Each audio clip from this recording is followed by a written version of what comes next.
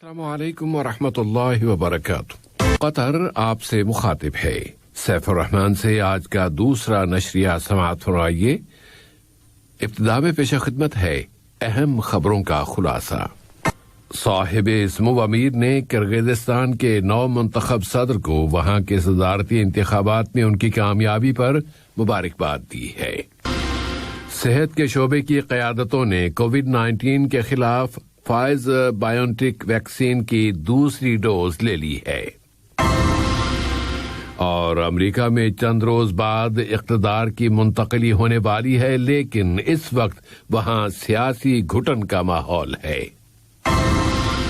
ہمیں یہ تھا اہم خبروں کا خلاصہ، اور اب پیش خدمت ہے ریڈیو قطر سے آج کا دوسرا مفصل نشریہ۔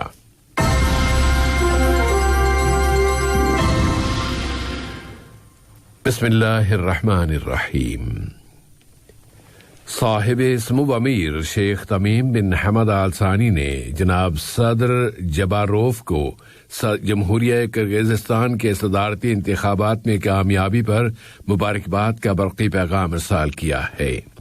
نائب امیر شیخ عبداللہ بن حمد آل ثانی نے بھی جناب صدر جباروف کے نام وہاں کے صدارتی انتخابات میں ان کی کامیابی پر مبارکباد کا برقی پیغام روانہ کیا ہے۔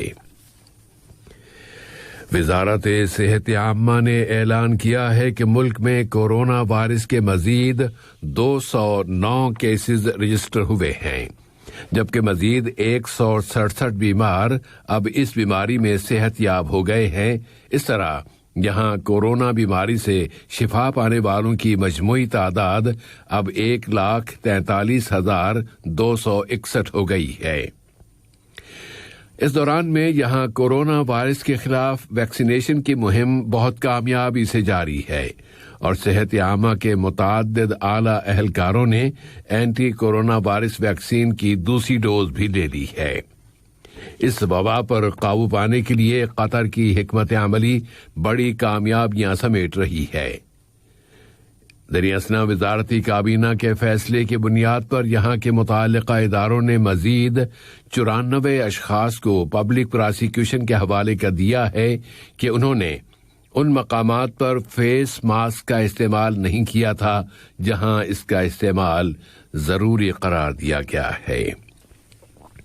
عالمی سطح پر صورتحال یہ ہے کہ دنیا میں کورونا وائرس سے متاثر ہونے والوں کی کل تعداد اب 92 ملین سے زیادہ ہو چکی ہے، اور صحت کی عالمی تنظیم WHO میں ہنگامی کمیٹی نے اب نووا کورونا وائرس کی تبدیل شدہ شکل کی اسٹڈی شروع کر دی ہے، جبکہ دنیا بھر کے ملکوں کے انتظامی اہلکاران اس تبدیل شدہ شکل کی وجہ سے پریشان ہیں، اور وہ اس وبا کی روک تھام کے لیے کوشاں ہیں۔ اس اثناء میں صحت کی عالمی تنظیم کے ماہرین کی ایک ٹیم آج چین کے شہر ووہان پہنچ گئی ہے، جہاں وہ اس وائرس پر تحقیقات کرے گی، جبکہ ووہان اس وائرس کا پیدائشی شہر کہلاتا ہے کہ آج سے 1 سال پہلے دنیا کا پہلا کورونا وائرس اسی شہر سے نمودار ہوا تھا۔ اب امریکہ کی تازہ ترین صورتحال پر نظر ڈالتے ہیں۔ امریکی میڈیا نے سراغ رسانی کے اداروں کی اس تشویش اور پریشانی کی اطلاع دی ہے کہ نو منتخب صدر جو بائیڈن کی تقریب حلف برداری کے موقع پر مسلح حملے ہو سکتے ہیں، قطع نظر اس بات کے کہ صدر ڈونلڈ ٹرمپ نے، جن کے عہدے کی مدت اب ختم ہونے والی ہے، اپنے حامیوں سے اپیل کی ہے کہ وہ پرسکون رہیں۔ صدر ٹرمپ کے حامیوں کی جانب سے کانگریس کی عمارت پر چڑھائی اور خون ریز حملے کے پس منظر میں امریکہ کے ایوان نمائندگان نے، جہاں ڈیموکریٹک پارٹی کی اکثریت ہے، صدر ڈونلڈ ٹرمپ کے مواخذے اور امپیچمنٹ کے حق میں ووٹ دے دیا ہے، تاکہ اس طرح انہیں ان کے عہدے سے ہٹایا جا سکے۔ اور اس مواخذے کی کامیابی کی صورت میں صدر ٹرمپ نہ صرف اپنے عہدے سے محروم ہو جائیں گے، بلکہ وہ ان بہت سے فائدوں سے بھی محروم کر دیے جائیں گے جو سابق امریکی صدور کو زندگی بھر ملتے رہتے ہیں۔ ان میں سالانہ $1 لاکھ سفریات کے سالانہ $1 ملین، تاحیات سیکیورٹی اور اس طرح کے دوسرے اقدامات شامل ہیں، لیکن شاید سب سے اہم محرومی یہ ہوگی کہ وہ آئندہ کوئی بھی سیاسی عہدہ حاصل کرنے کے اہل نہیں رہیں گے۔ اب اس وقت صدر ٹرمپ کے سخت گیر لہجے میں بہت نرمی آ گئی ہے اور وہ ان کے خلاف بڑھتے ہوئے غصے کو کم کرانے کی کوششیں کر رہے ہیں۔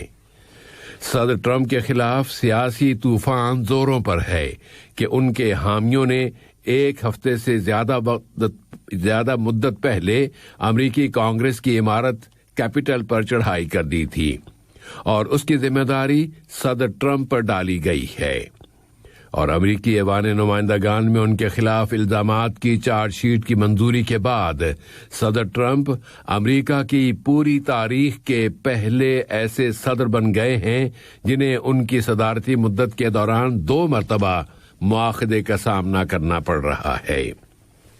امریکی کانگریس کی عمارت کے اندر سے صدر ٹرمپ کو قصوروار قرار دے دیا گیا ہے، اور قابل توجہ پہلو یہ بھی ہے کہ خود ان کی اپنی پارٹی ریپبلکن پارٹی کے 10 ممبران نے ان کے خلاف ووٹ دیا ہے۔ وہ ڈیموکریٹ ساتھیوں کے ساتھ مل گئے ہیں اور انہوں نے صدر کا مواخذہ کرنے کی حمایت کر دی ہے۔ اتنا ہی نہیں بلکہ ریپبلکن پارٹی کے ان ممبران نے صدر کے اقدامات کی مذمت بھی کی ہے۔ اب ایوان نمائندگان میں اس مواخذے کی منظوری یہ بتا رہی ہے کہ صدر ٹرمپ خطرے سے باہر نہیں نکل سکے ہیں۔ رپورٹوں میں کہا جا رہا ہے کہ صدر ٹرمپ کو ان کی صدارتی مدت کے ختم ہونے سے پہلے معزول کرنے کے لیے سینٹ کے واپسی ضروری ہے تاکہ وہ آئے، اپنا اجلاس بلائے، صدر کا مواخذہ کرے اور انہیں قصوروار قرار دے۔ تو اس طرح امریکہ اگلا پورا ہفتہ سیاسی طوفان کی زد میں رہے گا اور اس وقت تک سکھ کا سانس نہیں لے سکے گا جب تک کہ نو منتخب صدر اپنے عہدے کا حلف نہیں اٹھا لیتے۔ سوڈان میں شہری ہوابازی کی انتظامیہ نے سوڈان کی مشرقی ریاست القدارف کی فضاؤں میں سیکیورٹی کی وجوہات کی بنا پر طیاروں کی پروازوں پر پابندی عائد کر دی ہے۔ واضح ہے کہ سوڈان اور ایتھیوپیا کے سرحدی علاقوں میں اس وقت سخت کشیدگی پائی جاتی ہے۔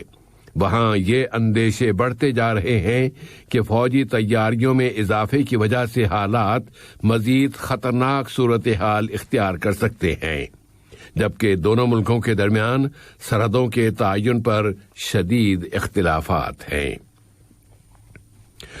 اقوام متحدہ میں امدادی کاموں کے اہلکار مارٹن لوکک نے واشنگٹن سے کہا ہے کہ وہ یمن کی حوثی تنظیم کو دہشت گرد قرار دینے کا اپنا ارادہ واپس لے لے۔ انہوں نے متنبہ کیا ہے کہ امریکہ کی جانب سے اگر باضابطہ طور پر یہ فیصلہ کر لیا گیا تو پھر یمن میں اتنے بڑے پیمانے پر بھوک مری پھیل جائے گی کہ گزشتہ 40 سالوں کے دوران وہاں اس کی کوئی مثال نہیں ملتی۔ ادھر عالمی غذائی پروگرام کی ترجمان نے کہا ہے کہ ان کی تنظیم یمن میں بچاؤ کے کام کے لیے اس استثناء کا انتظار کر رہی ہے جس کا واشنگٹن نے ان سے وعدہ کر رکھا ہے۔ عراق کے حوالے سے خبر یہ ہے کہ امریکہ کی وزارت خزانہ نے عراق میں عوامی جتھا فورس الحشد الشعبی کے chief of authority staff Abdul Aziz al-Muhammadawi کو دہشت گرد قرار دے دیا ہے اور دہشت گرد قرار دے کر اس کے خلاف پابندیاں عائد کرنے کا بھی اعلان کر دیا ہے۔ اب سے ایک ہفتہ پہلے امریکہ نے عوامی جتھا فورس الحشد الشعبی کے صدر فالح الفیاد پر بھی پابندیاں عائد کر دی تھیں کہ ان کا حقوق انسانی کی خلاف ورزیوں کے ساتھ تعلق ہے۔ اور ٹرانسمیشن کی اسرائیلی اتھارٹی نے بتایا ہے کہ chief of general staff general Aviv Kochavi نے وہاں کی فوج سے کہہ دیا ہے کہ وہ اس کے بقول ایرانی ایٹمی خطرے سے بچاؤ کے لیے ایک فوجی منصوبہ تیار کرے۔ اس اتھارٹی نے کہا ہے کہ اس اقدام کی وجہ یہ ہے کہ تہران اپنے ایٹمی پروگرام کو آگے بڑھاتا جا رہا ہے۔ اس اتھارٹی کے مطابق اس منصوبے میں 3 نئے اور بہت مختلف وسائل شامل ہوں گے جو اگلے مرحلے میں سیاسی سطح پر پیش کیے جائیں گے۔ آج کا یہ نشریہ ختم ہونے سے قبل اہم خبروں کا خلاصہ ایک مرتبہ پھر سماعت فرما لیجیے۔ صاحب سمو امیر نے کرغزستان کے صدر کو وہاں کے صدارتی انتخابات میں ان کی کامیابی پر مبارکباد دی ہے۔ صحت کے شعبے کی قیادتوں نے کووڈ-19 کے خلاف فائزر بائیوٹیک ویکسین کی دوسری ڈوز بھی لے لی ہے۔ اور امریکہ میں چند روز بعد اقتدار کی منتقلی ہونے والی ہے، لیکن اس وقت وہاں سیاسی گھٹن کا ماحول ہے۔ ریڈیو قطر سے آج کا دوسرا نشریہ اپنے اختتام کو پہنچا۔ اگلا نشریہ کل صبح 9 بجے پیش کیا جائے گا۔